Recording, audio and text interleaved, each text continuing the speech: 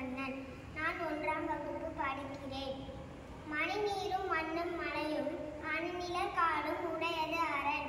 ஒரு ஆற்றங்கரை ஓரம் 2 மரங்கள் வாழ்ந்துள்ளன.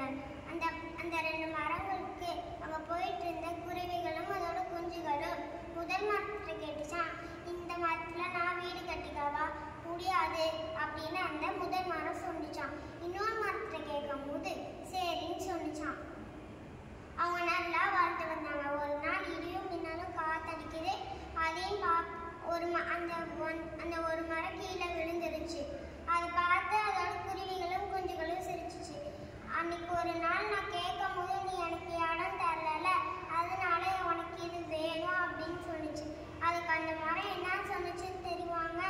எனக்கு வயதாயிடுச்சு, எனக்கு ஒரு நாள் இப்படி நடக்கும்னு எனக்கு தெரியும், அதனால தான் நான் உங்க வீட்டில் நான் இதை கட்டிக்க வேணாம்னு சொன்னேன். ஏன்னா நீங்கள் தப்பாக நினச்சிக்காதீங்க. ஒரு மரத்துக்கு கூட தெரியுது குருவிகளும் குஞ்சுகளையும் எப்படி பார்த்துக்கணும்னு. அதே போல்